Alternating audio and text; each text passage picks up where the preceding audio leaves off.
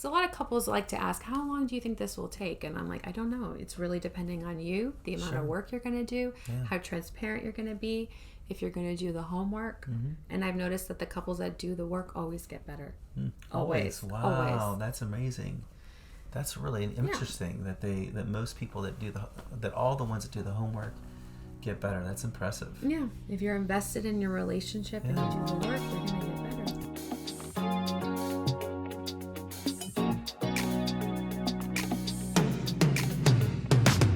Hey guys, welcome to the StressLess podcast. I'm Jim West. This is my wife, Dana West. Hi. Hey, how you doing? I'm good. How are you? I'm doing all right. We were just talking about communication with couples, and now we're going to talk about can people survive infidelity? It's a really challenging topic. It's really tough on a relationship, obviously, and that's why we want to talk about it and give some hope to you. If you're struggling with that, or someone struggling with that, then I hope that this will be helpful to share with them. So maybe just tell me a little bit about like how you help couples work through infidelity. Sure.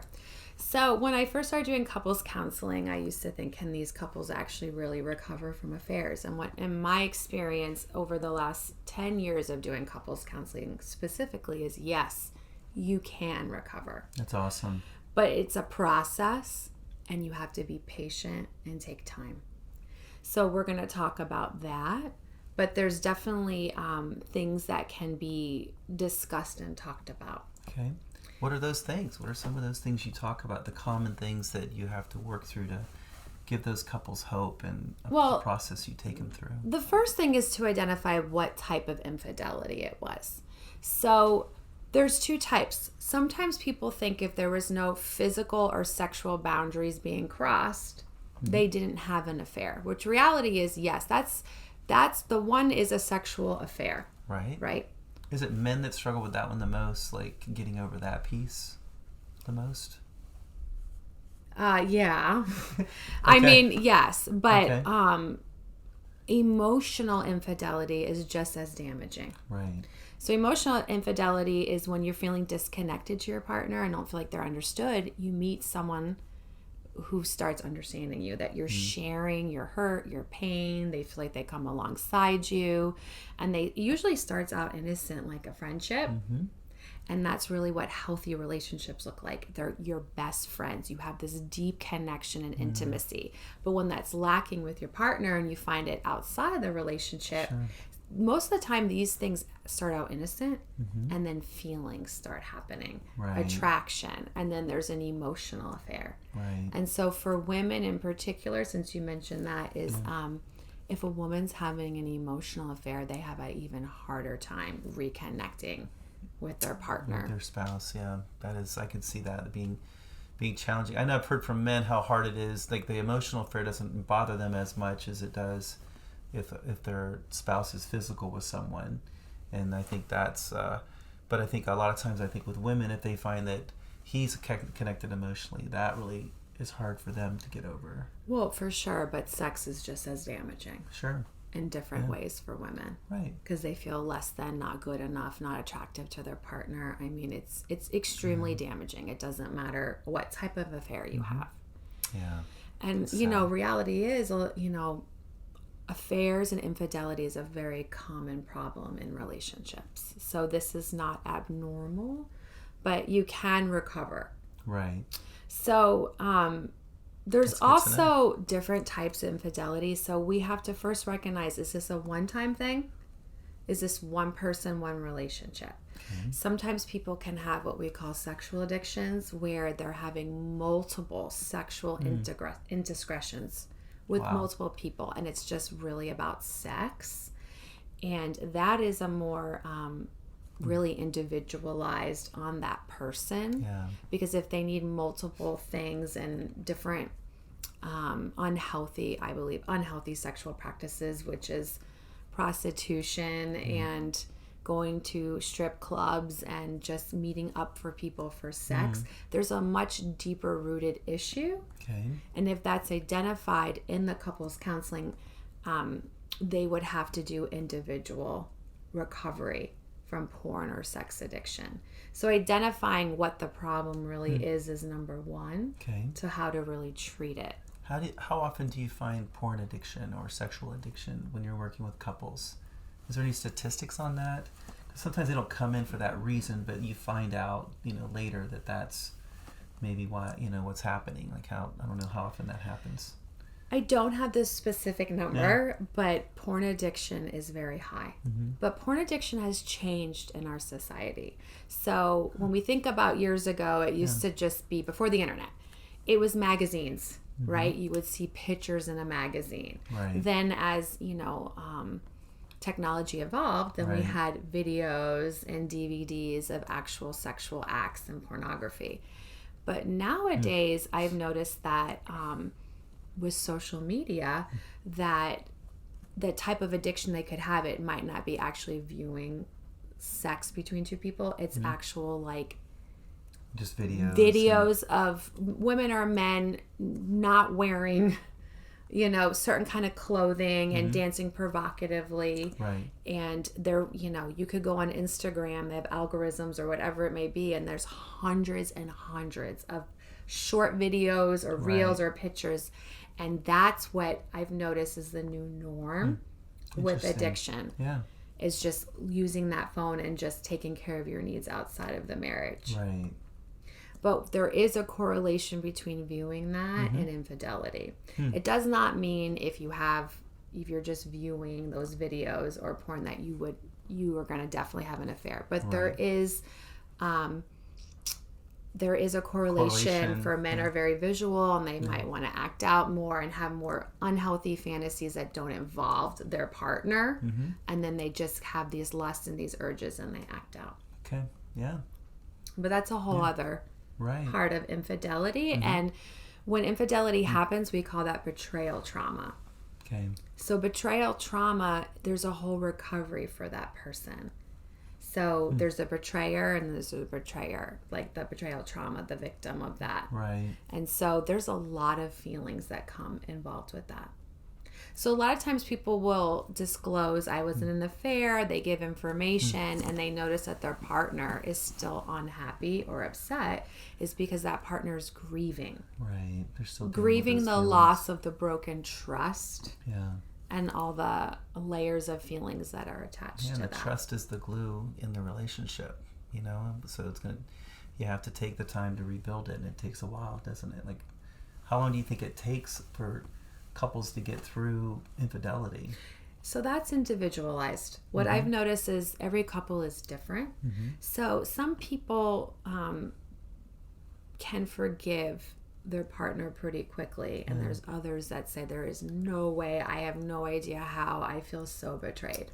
So I've noticed it's a very individualized thing, but it really is something that most couples need help recovering from. And so a lot of couples don't get the help, or they just want to end the relationship or ignore those feelings and try to move on, but they don't ever really move on unless they address it.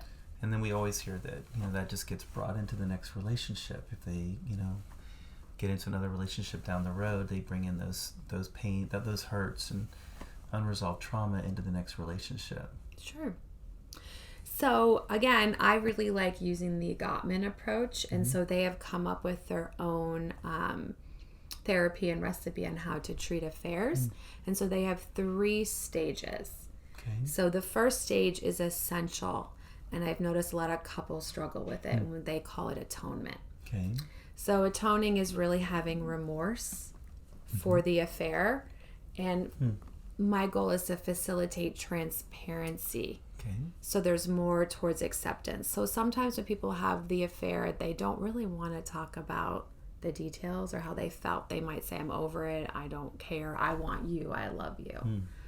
But the person that felt betrayed is having a harder time thinking about questions. Why did it happen? Who, where, how often?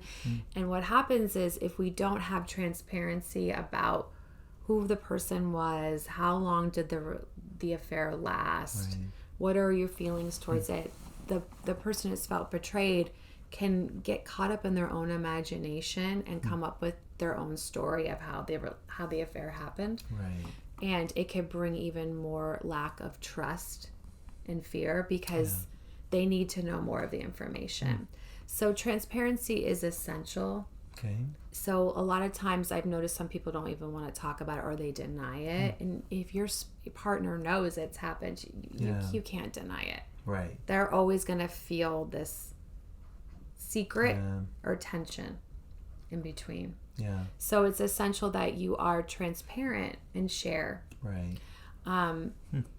Because it helps the person to process their feelings. And so the person who has been betrayed gets triggered a lot. So there's some times that, you could be open and communicating with your partner about what happened and how you feel and your remorse, but say that they try to call you and you don't pick up the phone for 30 minutes and they don't know where you are. So they feel ignored and they think, oh my goodness, is he or she with this person or doing something else, and it can trigger them. It could be even small triggers. You could be having fun with your partner and then all of a sudden you have a memory of your partner cheating or when you felt disconnected.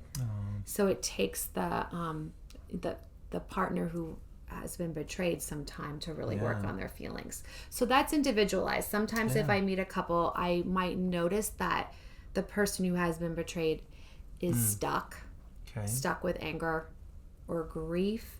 And then the suggestion would be that you would come in for some individual sessions just to process through those feelings without your partner, because grief is real and everyone grieves differently. So it's important that that partner explores those feelings so they can even decide, can I choose to forgive? And how? Because most people don't really know how. That's a tough one. It really is tough. But remorse and true atonement is the number one key. That's cool. That's neat that there's hope there, Yes. But if your partner's not owning it, to actually move forward and reattach and rebuild intimacy and trust never really happens. Because I've had couples that come in and they'll tell me there's multiple infidelities throughout their relationship and they've never really worked through it. And so then they feel angry and sad and their feelings are worse and they're just done. So it's just important that you spend that time processing through those feelings. So you have to be patient to get through this process. It sounds like it would be longer than just traditional couples counseling, right? I mean, again, it depends on each couple, but I would say also too, it's an emotional roller coaster. So sometimes you can feel good and reconnected, and then the partner who felt betrayed could be angry and sad again. So it's just being patient and having a third party, a marriage counselor, to help you work through it. I think is just essential to help guide through that. I think it's nice just to kind of let them know ahead of time. This is probably going to be an emotional roller coaster, and it's going to take patience and time. But you can get better, and it's nice to let them know up front. If you can just be real and be honest and transparent and vulnerable, and show remorse, that there's hope. That's really good. I've noticed there's hope when that is happening. Is just really owning it and allowing your partner to get angry and talk about the sadness. Because a lot of times, I'm going to go to one of the negative why some people don't like to take responsibility for the affair. Sometimes they're blaming their partner. Well, I would not have done that if we had more sex. Or I would not have done that if you stopped doing this, and that. And so reality is that if you're unhappy in a relationship, it's essential that you tell your partner that. You don't just stay in the relationship and act out. That's the part you have to own. And even just being honest, saying, I'm unhappy, I'm thinking about other people, or I just don't know if this relationship will work, is giving that person the chance to look at themselves and work on whatever's feeling disconnected or what needs are not being met in the relationship. So atonement is essential instead of blaming, because I've noticed couples do not get better from that. That's and it's, I guess it's natural, I think, for people to feel that way sometimes if their physical or sexual needs aren't being met. They'll say, well, if you would have met my needs, but they should have shared that. They should have opened up and talked about it, and then maybe seen a counselor then, right? Correct, because they can even tell their partner they want more intimacy or more sex, but if their partner's not doing it or influencing it, that's when you really have to be more transparent, which is I have these needs and I'm thinking about other people. Sure. And I don't want to. Right. Because I love you. Yeah, exactly. And that might motivate that person to really take seriously what's going on. Yeah. And then, of course, meet those emotional needs. We talked about in the previous episode, right? Right. Just communicating and maybe meeting their spouse's emotional needs, and then that they'll want to reciprocate with having more physical intimacy. Yes. That's cool. 100%. Very cool. So atonement is step 1. Yeah. So step 2 in the couples counseling is what we call attunement. So that is, again, the emotional intimacy. Because if an affair has nothing to do with a sexual addiction, then it's really that connection, that disconnection has happened in within the relationship. So then we work on learning how to express feelings and being vulnerable with each other. Learning how to be a good listener, which is one of the main things we talked about in a previous episode, how to actually listen. Sure. Expressing needs. A lot of times people don't even really know how to express their needs or feel bad even telling their partner that they're not meeting a need. I've had a lot of couples tell me that he or she should just know. And reality is nobody can read your mind. Sure. And I know that you might think that my partner should know I need this, or this is what we did in the beginning. But reality is, no, they really don't know unless you learn to express it. Right. It's interesting. Sometimes I'll talk to guys, and guys don't talk between the lines. We just kind of say things as they are, and then a lot of times women will say things, but there's something else they're saying, but you kind of have to read it, and women know how to read that better than men do. So it's important that women don't try to communicate that way with men, because we can't read their mind. We can't read between the lines, what they're trying to say, or some hidden message. So isn't that like in romance books and in movies where, isn't that fantasized where, men like can read their wife's mind in a movie or in romantic novels? Isn't that kind of...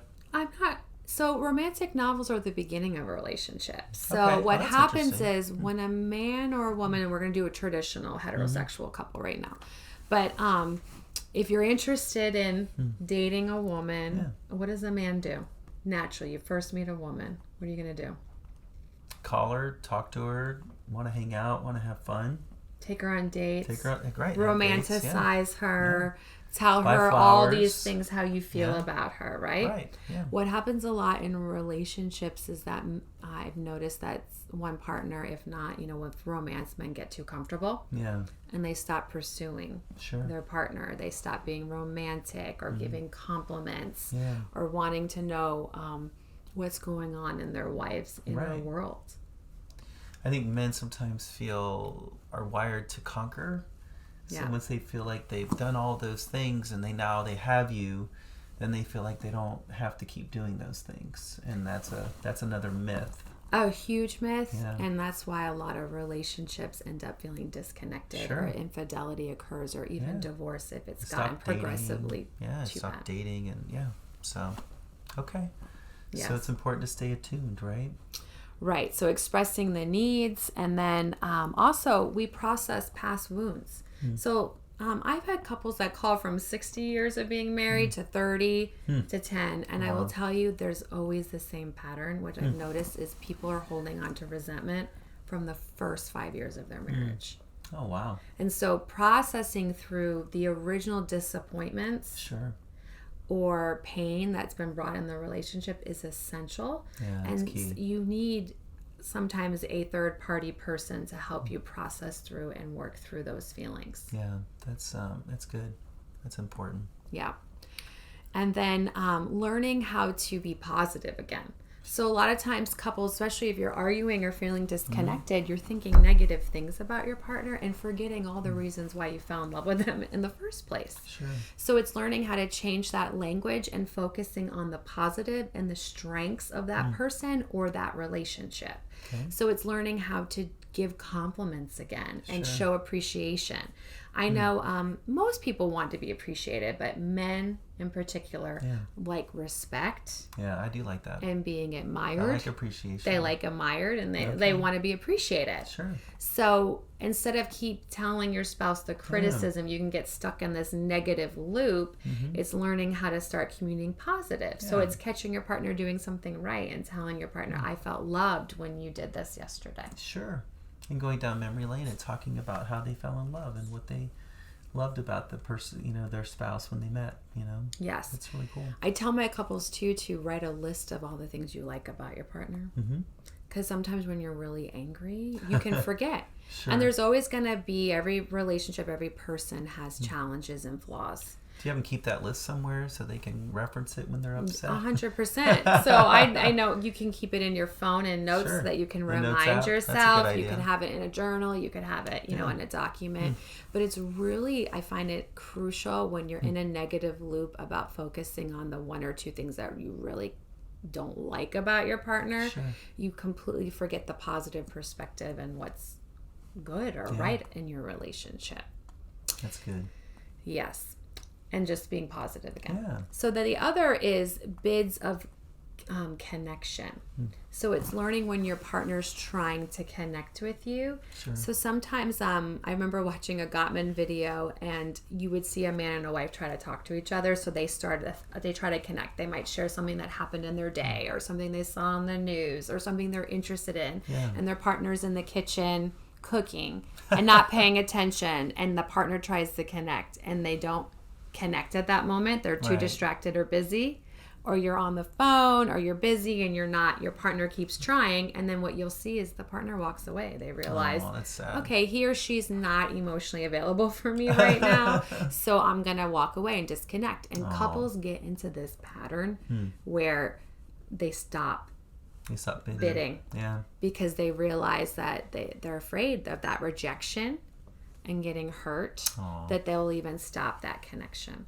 So we talk about those and kind of what do bids look like. And then every couple has rituals of connection.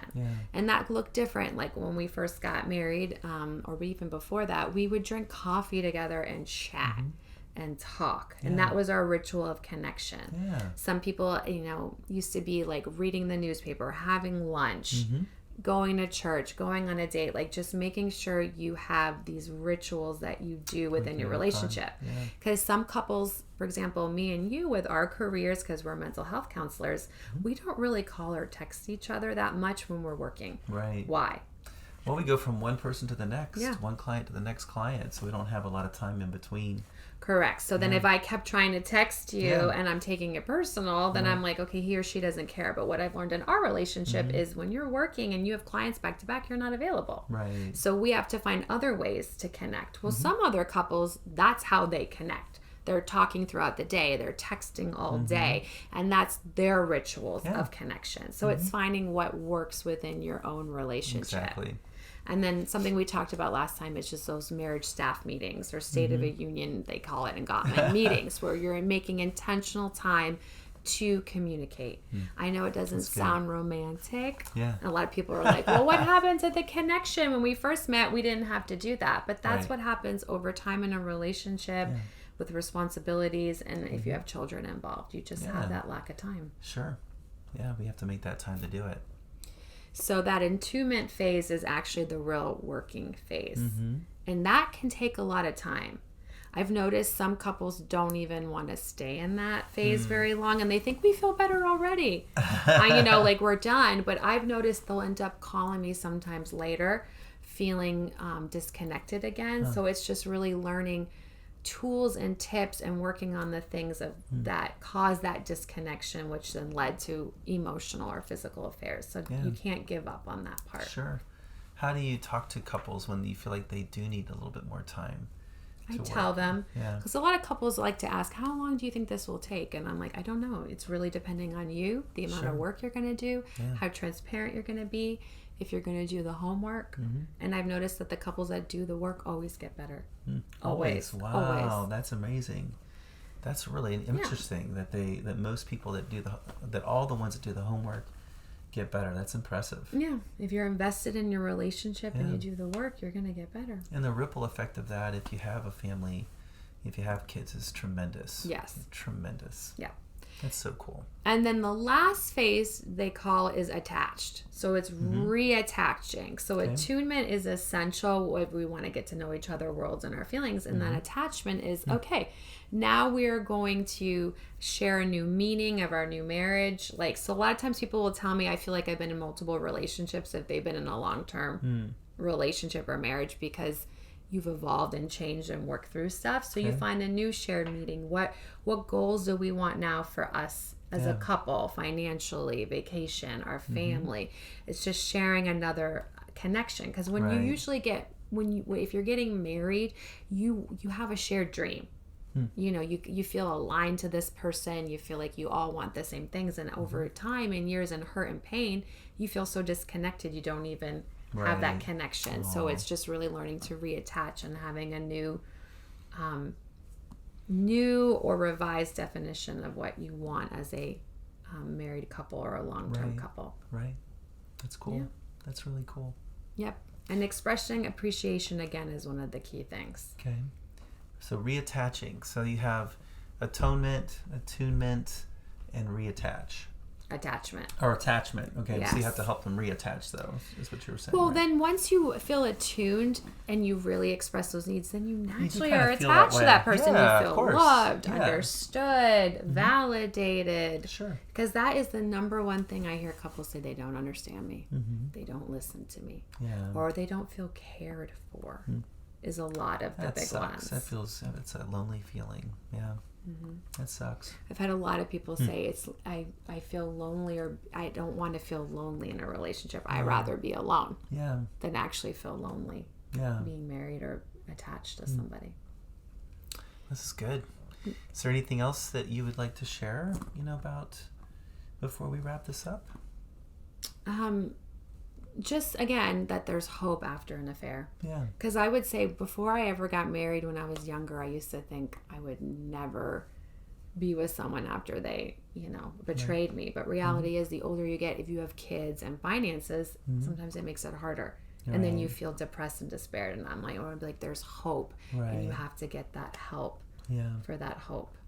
That is neat. I mean, again, just how cool it is if they do the work, that they all get better. That's so neat that when they're both invested and they do the work, that's really hopeful, Yeah, and then I also want to add is sometimes I have a couple come in that one person wants to work on the relationship and the other person does not. And that's a hard challenge because you do want someone to be invested. But what I tell couples too, it's called marriage boot camp. Give couples counseling 3 to 6 months. That's what I tell people. You already were together this long. What is another 3 to 6 months to see if counseling and intervention can change your relationship? And if I can get a couple to commit to that, I see the results too. So sometimes you can have one partner that's just completely closed. Right. But if you're like, well, can you come here weekly, do the work, do the homework. Sure. And I've seen dramatic changes when someone says, yes, I can commit to this amount of time. That's a good way to do that. Then you're giving them a timeline, to just kind of give it a chance. And just like you said, it's just a small portion of time compared to how much time they've been together.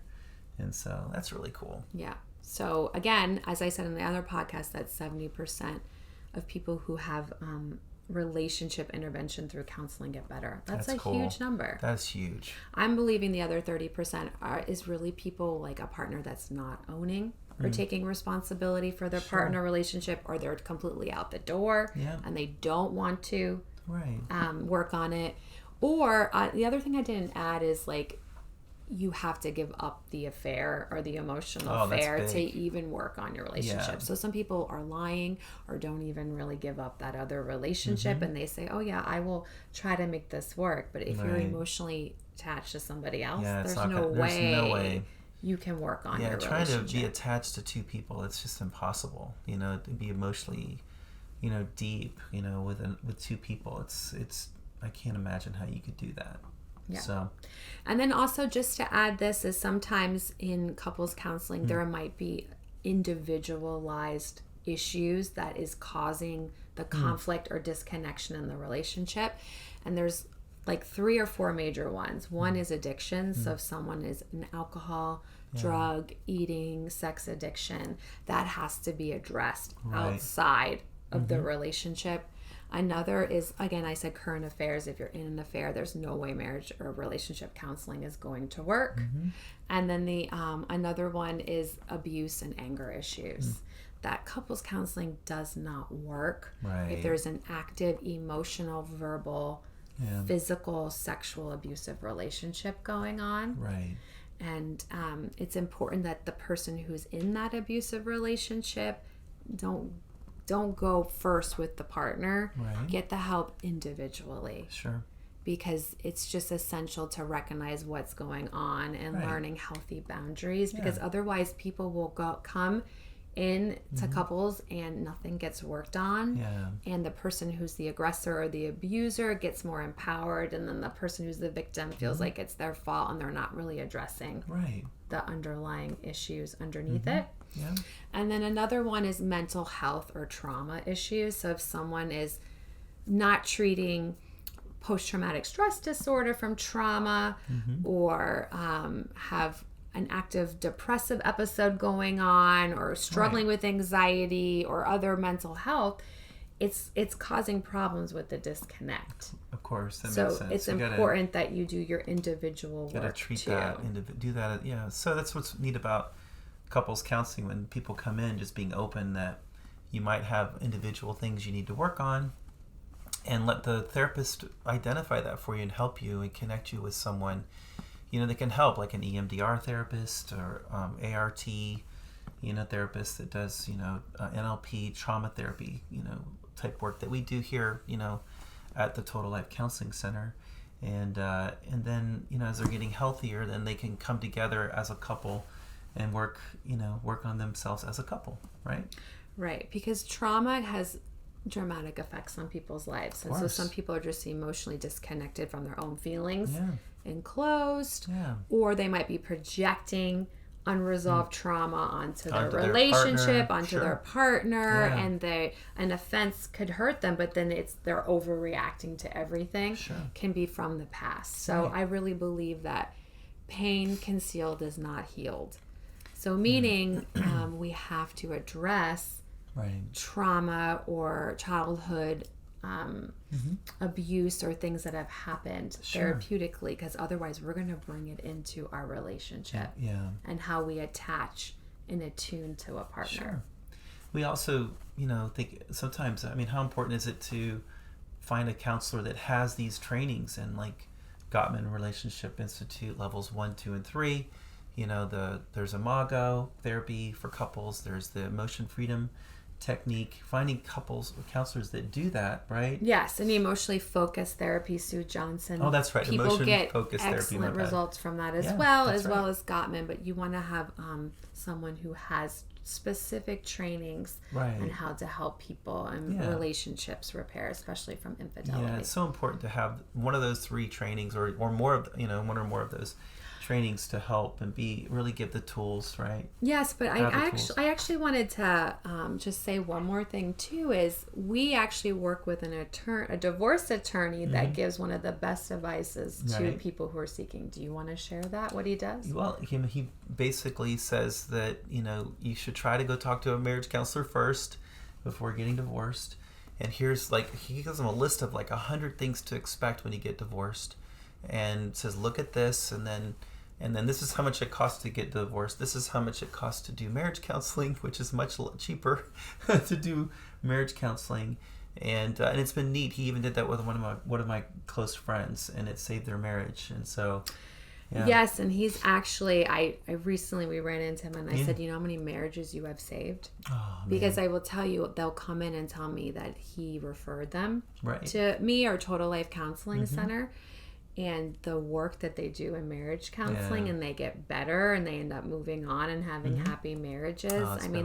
The best advice. Is a lot of people just give up and don't think they can work on anything. But again, marriage counseling is effective, and every relationship needs it. I just want to add this too: is I get upset when people come and it's too late. They're already closed and done in a relationship. I believe every relationship needs tools and tips and intervention. Exactly. And so don't come till you're at the point where I can't stand this person. I hate them. Come when you start noticing the miscommunication, the disagreements getting louder and more frequent. That's when you know, hey, I need a tune-up. And I work with a lot of couples that came in for intensive for a while, and then they do a monthly checkup.